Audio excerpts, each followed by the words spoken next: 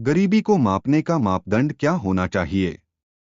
इस विषय को लेकर कई बार प्रश्न उठते रहे हैं, जैसे कि क्या गरीबी को मापने के लिए सिर्फ आय इनकम को देखा जाना चाहिए या इसमें जीवन के दूसरे महत्वपूर्ण पहलुओं जैसे शिक्षा, स्वास्थ्य व अन्य मूलभूत जरूरतों को भी शामिल किया जाना चाहिए। समय समय पर इसके पैमाने में बदलाव भी किए गए हैं। हालांकि विश्व के अधिकांश देशों में गरीबी को मापने का आधार किसी न किसी रूप में आय से ही संबंधित रहा है। भारत जैसे विकासशील और बड़ी आबादी वाले देश में बदलते समय के साथ देश के विभिन्न राज्यों की अलग अलग परिस्थितियों को देखते हुए यह प्रश्न और भी प्रासंगिक हो जाता है। गरीबी एक ऐसी स्थिति या अवस्था है जिसमें किसी व्यक्ति या समुदाय के पास न्यूनतम जीवन स्तर के लिए वित्तीय संसाधन और आवश्यक वस्तुओं का अभाव होता है। गरीबी का मतलब है कि रोजगार से आय का स्तर इतना कम है कि बुनियादी मानवीय जरूरतें पूरी नहीं हो पाती हैं। विश्व बैंक के अनुसार गरीबी का अर्थ है खुशहाली में कमी, और इसमें कई आयाम शामिल हैं। इसमें कम आय और गरिमा के साथ जीने के लिए आवश्यक बुनियादी वस्तुओं और सेवाओं को प्राप्त करने में असमर्थता शामिल है। गरीबी में स्वास्थ्य और शिक्षा का निम्न स्तर, स्वच्छ जल और स्वच्छता तक खराब पहुंच, अपर्याप्त शारीरिक सुरक्षा, आवास की कमी और अपने जीवन को बेहतर बनाने के लिए अपर्याप्त क्षमता और अवसर भी शामिल हैं। भारत में 2011 में 21.9% जनसंख्या राष्ट्रीय गरीबी रेखा से नीचे रहती है। 2018 में दुनिया के लगभग 8% श्रमिक और उनके परिवार प्रति व्यक्ति प्रतिदिन 1.90 अमेरिकी डॉलर अंतर्राष्ट्रीय गरीबी रेखा से कम पर जीवन यापन कर रहे थे। गरीबी के प्रकार। गरीबी के दो मुख्य वर्गीकरण हैं। पूर्ण गरीबी ऐसी स्थिति जिसमें घरेलू आय बुनियादी जीवन स्तर, भोजन, आश्रय, आवास को बनाए रखने के लिए आवश्यक स्तर से कम हो। यह स्थिति विभिन्न देशों के बीच और समय के साथ तुलना करना संभव बनाती है। इसे पहली बार 1990 में पेश किया गया था। $1 प्रतिदिन गरीबी रेखा ने दुनिया के सबसे गरीब देशों के मानकों के अनुसार पूर्ण गरीबी को मापा। अक्टूबर 2015 में विश्व बैंक ने इसे $1.90 प्रतिदिन पर रीसेट कर दिया। सापेक्ष गरीबी, इसे सामाजिक दृष्टिकोण से परिभाषित किया जाता है, अर्थात आसपास रहने वाली आबादी के आर्थिक मानकों की तुलना में जीवन स्तर। इसलिए यह आय असमानता का एक उपाय है। आमतौर पर सापेक्ष गरीबी को जनसंख्या के उस प्रतिशत के रूप में मापा जाता है जिसकी आय औसत आय के एक निश्चित अनुपात से कम होती है। भारत में गरीबी का आकलन नीति आयोग के टास्क फोर्स द्वारा सांख्यिकी और कार्यक्रम कार्यान्वयन मंत्रालय मोस्पी के तहत राष्ट्रीय नमूना सर्वेक्षण कार्यालय द्वारा एकत्र आंकड़ों के आधार पर गरीबी रेखा की गणना के माध्यम से किया जाता है। भारत में गरीबी रेखा का आकलन आय स्तर पर नहीं बल्कि उपभोग व्यय पर आधारित है। गरीबी को राष्ट्रीय नमूना सर्वेक्षण संगठन के उपभोक्ता व्यय सर्वेक्षणों के आधार पर मापा जाता है। एक गरीब परिवार को एक ऐसे परिवार के रूप में परिभाषित किया जाता है जिसका व्यय स्तर एक विशिष्ट गरीबी रेखा से नीचे होता है। गरीबी की दर को गरीबी अनुपात से मापा जाता है, जो कुल जनसंख्या में गरीबों की संख्या का प्रतिशत के रूप में व्यक्त अनुपात है। इसे हेडकाउंट अनुपात के रूप में भी जाना जाता है।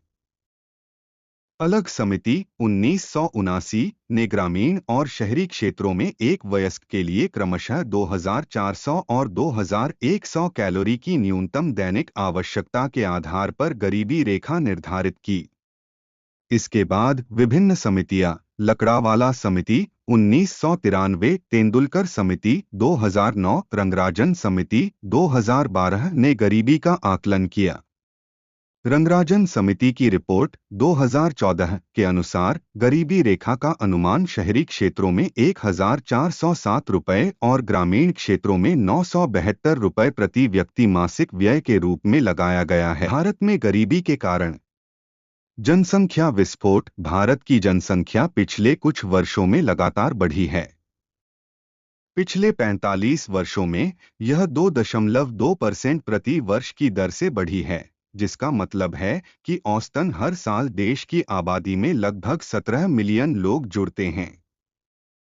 इससे उपभोग की वस्तुओं की मांग में भी जबरदस्त वृद्धि होती है। कम कृषि उत्पादकता। कृषि क्षेत्र में कम उत्पादकता गरीबी का एक प्रमुख कारण है। कम उत्पादकता के कई कारण हैं। मुख्य रूप से यह खंडित और उपविभाजित भूमि जोत, पूंजी की कमी, खेती में नई तकनीकों के बारे में अशिक्षा, खेती के पारंपरिक तरीकों का उपयोग, भंडारण के दौरान बर्बादी आदि के कारण है। संसाधनों का अकुशल उपयोग। देश में, खास तौर पर कृषि क्षेत्र में, अल्परोजगार और छिपी हुई बेरोजगारी है। इसके परिणामस्वरूप कृषि उत्पादन कम हुआ है और जीवन स्तर में भी गिरावट आई है। आर्थिक विकास की निम्न दर। भारत में आर्थिक विकास विशेष रूप से स्वतंत्रता के बाद के प्रथम 40 वर्षों में 1991 में एलपीजी सुधारों से पहले निम्न रहा है। मूल्य वृद्धि। देश में मूल्य वृद्धि लगातार जारी है और इससे गरीबों पर बोझ बढ़ गया है। हालांकि कुछ लोगों को इससे लाभ हुआ है, लेकिन निम्न आय वर्ग को इससे नुकसान उठाना पड़ा है और वे अपनी बुनियादी न्यूनतम जरूरतें भी पूरी नहीं कर पा रहे हैं। बेरोजगारी। बेरोजगारी भारत में गरीबी का एक और कारण है। लगातार बढ़ती आबादी के कारण नौकरी चाहने वालों की संख्या में वृद्धि हुई है। हालांकि नौकरियों की इस मांग को पूरा करने के लिए अवसरों में पर्याप्त विस्तार नहीं हुआ है। पूंजी और उद्यमिता की कमी। पूंजी और उद्यमिता की कमी के परिणामस्वरूप अर्थव्यवस्था में निवेश और रोजगार सृजन का स्तर कम होता है। सामाजिक कारक। आर्थिक कारकों के अलावा भारत में गरीबी उन्मूलन में बाधा डालने वाले सामाजिक कारक भी हैं। इस संबंध में कुछ बाधाएं हैं: उत्तराधिकार के नियम, जाति व्यवस्था, कुछ परंपराएं आदि। औपनिवेशिक शोषण। लगभग 2 शताब्दियों तक भारत पर ब्रिटिश उपनिवेशवाद और शासन ने भारत के पारंपरिक हस्तशिल्प और कपड़ा उद्योगों को बर्बाद करके भारत को औद्योगिक रूप से विहीन कर दिया। औपनिवेशिक नीतियों ने भारत को यूरोपीय उद्योगों के लिए कच्चे माल का उत्पादक मात्र बना दिया। जलवायु कारक। भारत के अधिकांश गरीब लोग बिहार, उत्तर प्रदेश, मध्य प्रदेश, छत्तीसगढ़, ओडिशा, झारखंड आदि राज्यों से हैं। लगातार बाढ़ आपदाएं, भूकंप और चक्रवात जैसी प्राकृतिक आपदाएं इन राज्यों में कृषि को भारी नुकसान पहुंचाती हैं। भारत में गरीबी उन्मूलन कार्यक्रम। एकीकृत ग्रामीण विकास कार्यक्रम आईआरडीपी इसे 1978 से 79 में शुरू किया गया था और 2 अक्टूबर 1980 से इसे सार्वभौमिक बना दिया गया, जिसका उद्देश्य क्रमिक योजना अवधियों के दौरान उत्पादक रोजगार के अवसरों के लिए सब्सिडी और बैंक ऋण के रूप में ग्रामीण गरीबों को सहायता प्रदान करना था। जवाहर रोजगार योजना। जवाहर ग्राम समृद्धि योजना। जवाहर रोजगार योजना का उद्देश्य आर्थिक अवसंरचना और सामुदायिक एवं सामाजिक परिसंपत्तियों के सृजन के माध्यम से ग्रामीण क्षेत्रों में बेरोजगारों और अल्परोजगार वाले लोगों के लिए सार्थक रोजगार के अवसर पैदा करना था। ग्रामीण आवास। इंदिरा आवास योजना। इंदिरा आवास योजना एलएवाई कार्यक्रम का उद्देश्य ग्रामीण क्षेत्रों में गरीबी रेखा से नीचे बीपीएल परिवारों को मुफ्त आवास उपलब्ध कराना है और इसका मुख्य लक्ष्य अनुसूचित जाति अनुसूचित जनजाति के परिवार होंगे। काम के बदले अनाज कार्यक्रम। इसका उद्देश्य मजदूरी रोजगार के जरिए खाद्य सुरक्षा को बढ़ाना है। राज्यों को खाद्यान्न मुफ्त में दिया जाता है, हालांकि भारतीय खाद्य निगम एफसीआई के गोदामों से खाद्यान्न की आपूर्ति धीमी रही है। राष्ट्रीय वृद्धावस्था पेंशन योजना नोप्स। यह पेंशन केंद्र सरकार द्वारा दी जाती है। राज्यों और केंद्र शासित प्रदेशों में इस योजना के क्रियान्वयन का काम पंचायतों और नगर पालिकाओं को दिया गया है। राज्य के आधार पर राज्यों का अंशदान अलग अलग हो सकता है। 60 से 79 वर्ष की आयु के आवेदकों के लिए वृद्धावस्था पेंशन की राशि 200 रुपये प्रति माह है। 80 वर्ष से अधिक आयु के आवेदकों के लिए 2011 से 2012 के बजट के अनुसार राशि को संशोधित कर 500 रुपये प्रति माह कर दिया गया है। यह एक सफल उपक्रम है। अन्नपूर्णा योजना। यह योजना सरकार द्वारा 1999 से 2000 में उन वरिष्ठ नागरिकों को भोजन उपलब्ध कराने के लिए शुरू की गई थी जो खुद की देखभाल नहीं कर सकते हैं और राष्ट्रीय वृद्धावस्था पेंशन योजना नोप्स के अंतर्गत नहीं आते हैं और जिनके गांव में उनकी देखभाल करने वाला कोई नहीं है। यह योजना पात्र वरिष्ठ नागरिकों को हर महीने 10 किलो मुफ्त खाद्यान्न उपलब्ध कराएगी। वे ज्यादातर सबसे गरीब और निर्धन वरिष्ठ नागरिकों के समूहों को लक्षित करते हैं। संपूर्ण ग्रामीण रोजगार योजना SGRY। इस योजना का मुख्य उद्देश्य मजदूरी रोजगार का सृजन, ग्रामीण क्षेत्रों में टिकाऊ आर्थिक बुनियादी ढांचे का निर्माण और गरीबों के लिए खाद्य एवं पोषण सुरक्षा का प्रावधान करना है। महात्मा गांधी राष्ट्रीय ग्रामीण रोजगार गारंटी अधिनियम मैगनरेगा 2005। यह अधिनियम प्रत्येक ग्रामीण परिवार को हर साल 100 दिन का सुनिश्चित रोजगार प्रदान करता है। प्रस्तावित नौकरियों में से 1/3 महिलाओं के लिए आरक्षित होंगी। केंद्र सरकार राष्ट्रीय रोजगार गारंटी निधि भी स्थापित करेगी। इसी तरह राज्य सरकारें योजना के कार्यान्वयन के लिए राज्य रोजगार गारंटी निधि स्थापित करेंगी। कार्यक्रम के तहत यदि किसी आवेदक को 15 दिनों के भीतर रोजगार नहीं दिया जाता है तो वह दैनिक बेरोजगारी भत्ते का हकदार होगा। राष्ट्रीय ग्रामीण आजीविका मिशन आजीविका 2011 उदास स्माइली। यह ग्रामीण गरीबों की जरूरतों में विविधता लाने और उन्हें मासिक आधार पर नियमित आय के साथ काम उपलब्ध कराने की जरूरत को पूरा करता है। जरूरतमंदों की मदद के लिए गांव स्तर पर स्वयं सहायता समूह बनाए जाते हैं।